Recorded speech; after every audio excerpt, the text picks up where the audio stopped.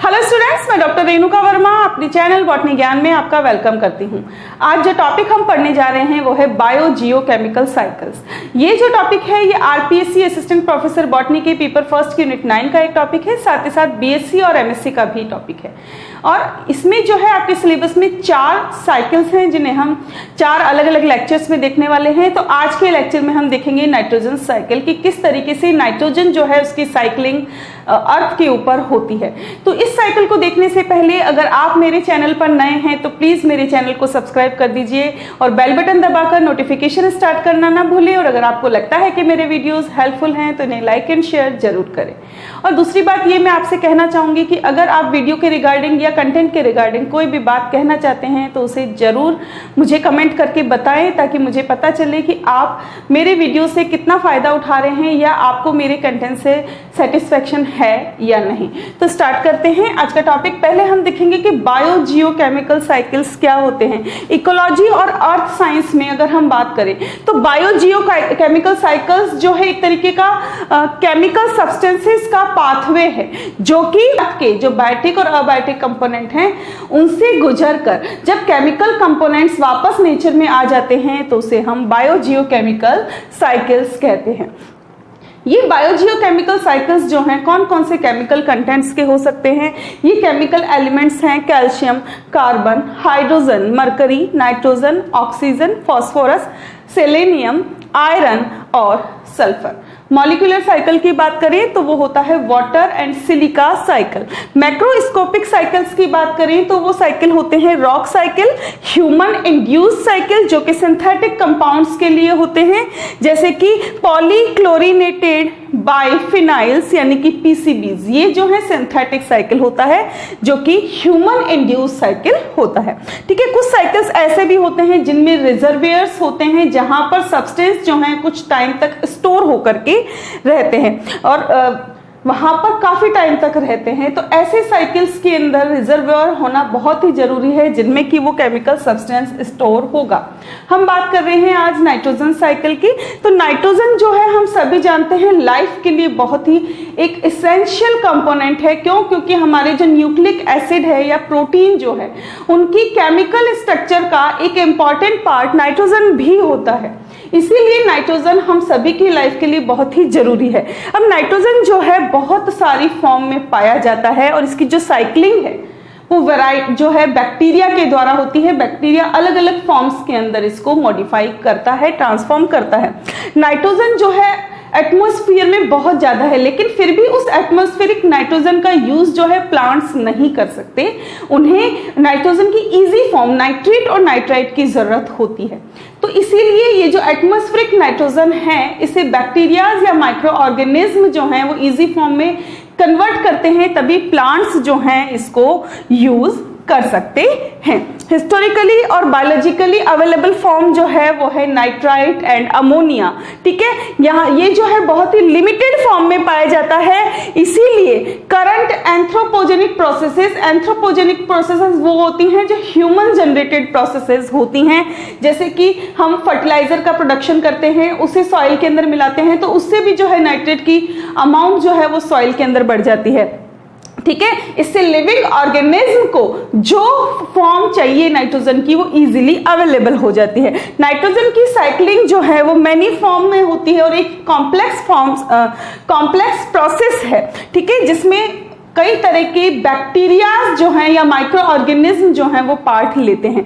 Nitrogen cycles कुछ steps में complete होता है। पहला स्टेप है नाइट्रोजन फिक्सेशन, दूसरा है नाइट्रिफिकेशन, तीसरा है असिमिलेशन, चौथा है अमोनिफिकेशन और पांचवा है डीनाइट्रिफिकेशन। तो पहला स्टेप हम देख रहे हैं नाइट्रोजन फिक्सेशन। हम सभी जानते हैं नाइट्रोजन फिक्सेशन जो है वो बैक्टीरियाज के द्वारा होता है। ये वो प्रोसेस है जिसमें गैसियस नाइट्रोजन जो कि N2 के रूप में होती है उसे अमोनिया या नाइट्रेट के अंदर बदला जाता है। अमोनिया यानी NH3 और NH3 और नाइट्रेट यानी NO3।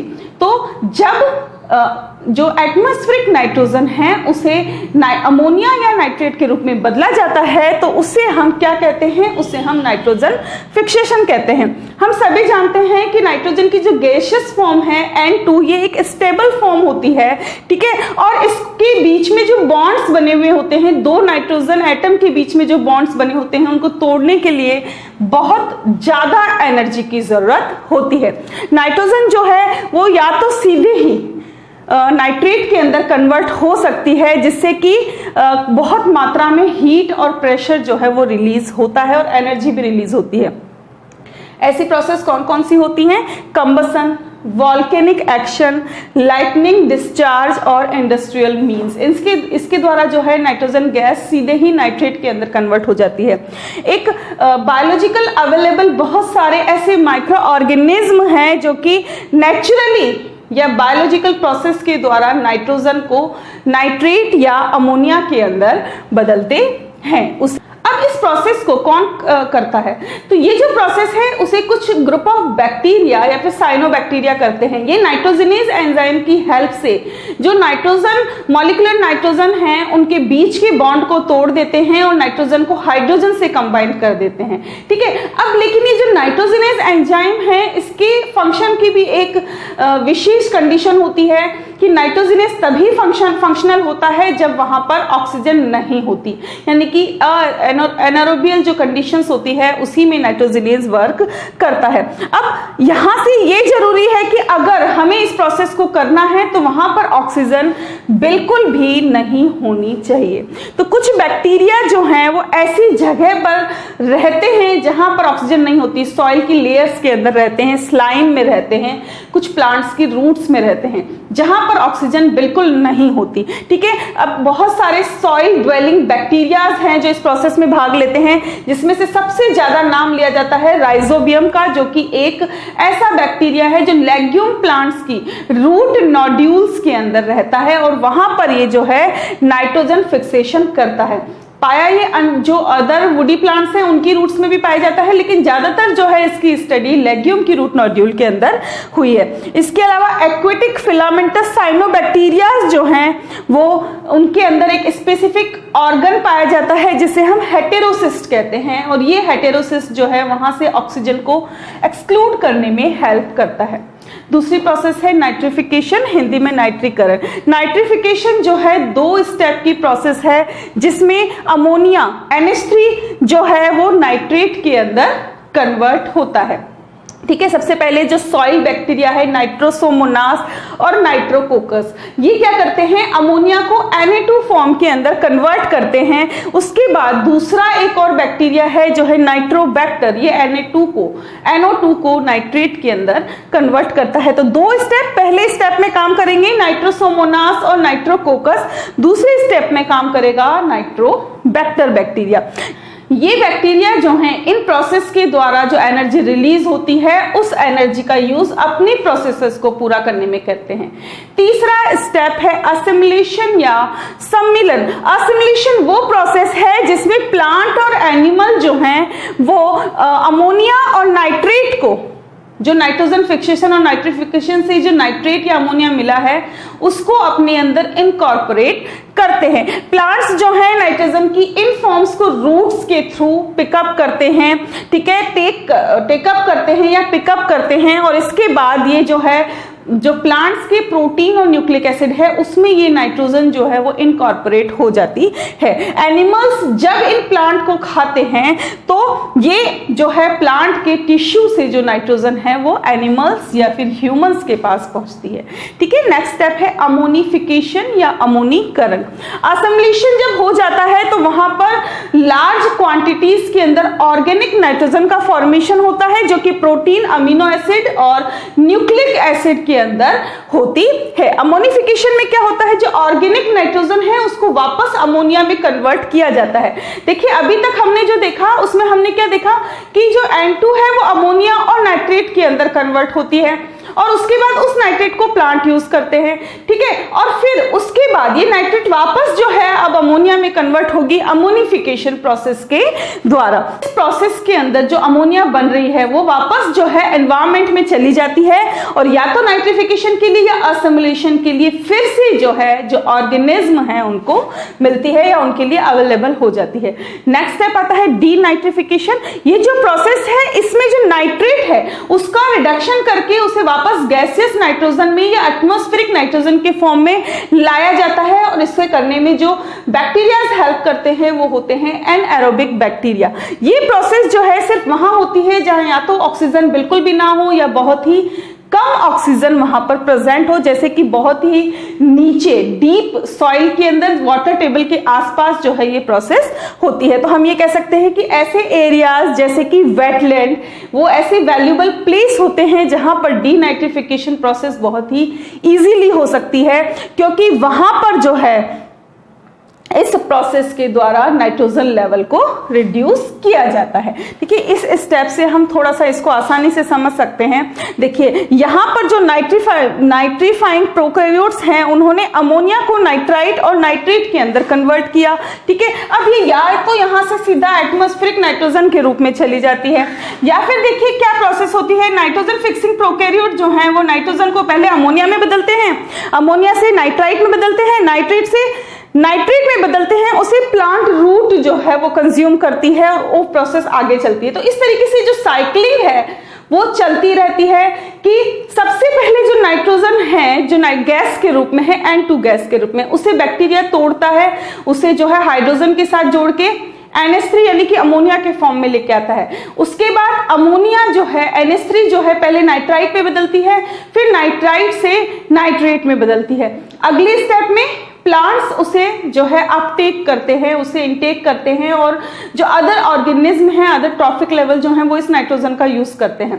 उसके बाद नेक्स्ट प्रोसेस में अगेन ये जो अमोनिया है वो वापस से क्या होगी, नाइट्राइट की फॉर्म में आएगी और उससे अगली प्रोसेस में नाइट्राइट जो है वो फिर से नाइट्रोजन गैस के फॉर्म में आएगा और फिर से जो है एनवायरमेंट के अंदर आ जाएगा। तो इस तरीके से ये साइक्लिंग जो है वो चलती रहती है, जिससे नाइट्रोजन जो है पहले लिया जाता है एनवायरमेंट से और उसके बाद वापस से एनवायरमेंट के अंदर एक प्रोसेस से गुजरते हुए स्टेप बाय स्टेप अलग अलग ट्रॉफिक लेवल से होते हुए फिर से एनवायरमेंट के अंदर आ जाता है, जिसे हम नाइट्रोजन साइकिल कहते हैं। इसके बाद अब ये जो नाइट्रोजन है ये एक लिमिटिंग न्यूट्रिएंट के रूप में यूज किया जाता है। लिमिटिंग शब्द जब भी हम यूज करते हैं, मैं अपने चैनल पर ऑलरेडी वीडियो बना चुकी हूं जो लिमिटेड फैक्टर्स के लॉ के रूप में हमने पढ़ा था कि वो न्यूट्रिएंट जो सबसे कम मात्रा में होता है वो सबसे ज्यादा उस प्रोसेस को अफेक्ट करता है।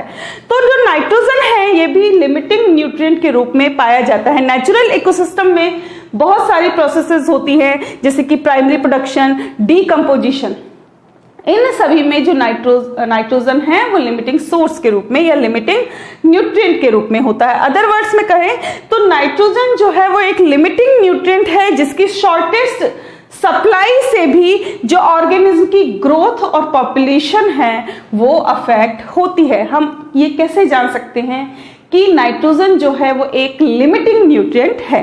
देखिए जब एक न्यूट्रिएंट लिमिटिंग होता है इसका मतलब अगर उसकी थोड़ी सी भी मात्रा वहां पर ऐड की जाएगी तो ग्रोथ जो है वो इंक्रीज होगी, जिससे कि पौधे जो हैं कैसे हो जाएंगे, टॉलर हो जाएंगे, ठीक है। और अगर हमने ये अगर एक नॉन लिमिटिंग न्यूट्रिएंट होगा तो इसे जब हम इसमें वहां पर ऐड करेंगे तो प्लांट की ग्रोथ पर कोई भी प्रभाव नहीं पड़ेगा। तो अगर थोड़े से ऐड करने से प्लांट की ग्रोथ पे इफेक्ट पड़ रहा है तो वो न्यूट्रिएंट एलिमेंट है, और अगर नहीं पड़ रहा तो वो लिमिटिंग न्यूट्रिएंट नहीं है। इसे एक एग्जाम्पल के थ्रू हम समझ सकते हैं। एक गार्डन के अंदर जो है बीन प्लांट्स उगे हुए थे, उनमें से आधे जो बीन प्लांट्स हैं उनको नाइट्रोजन की सप्लाई दी गई, एक्स्ट्रा नाइट्रोजन दी गई। तो देखा गया कि जिनको नाइट्रोजन की सप्लाई दी गई है वो प्लांट्स अनट्रीटेड प्लांट्स की कंपैरिजन में जो है थोड़े से लंबे थे, ठीक है। तो इससे ये पता चलता है कि नाइट्रोजन जो है यहाँ पर एज अ लिमिटिंग फैक्टर काम कर रही है। इसकी जगह अगर वहां पर कोई भी डिफरेंस देखने को नहीं मिलता ग्रोथ में तो इसका मतलब ये होता कि नाइट्रोजन जो है यहाँ पर लिमिटिंग नहीं है, नाइट्रोजन के अलावा कोई और जो है कंटेंट वहां पर लिमिटिंग है। नाइट्रोजन और फास्फोरस जो हैं ये दो मोस्ट लिमिटिंग न्यूट्रिएंट हैं जो कि नेचुरल इकोसिस्टम और एग्रीकल्चर में प्रेजेंट ऑर्गेनिज्म की ग्रोथ को अफेक्ट करते हैं। इसीलिए जो है जब भी आप एक फर्टिलाइजर बैग को देखोगे तो उस पे NPK जरूर लिखा हुआ होता है, नाइट्रोजन, फास्फोरस और पोटेशियम, जो कि किसी भी फर्टिलाइजर का एक मेन कंपोनेंट होता है जो ये दर्शाता है कि उसके अंदर बहुत बड़ी क्वांटिटी के अंदर नाइट्रोजन और फास्फोरस प्रेजेंट है। तो आई होप ये आज का जो नाइट्रोजन साइक्लिंग का जो टॉपिक था ये आपको अच्छे से क्लियर हो गया। मिलते हैं नेक्स्ट लेक्चर में एक और बायोजियोकेमिकल साइकिल के साथ, तब तक बने रहें हमारे साथ। Thanks for watching and stay tuned to Botany Gyan for more informative videos. Thank you.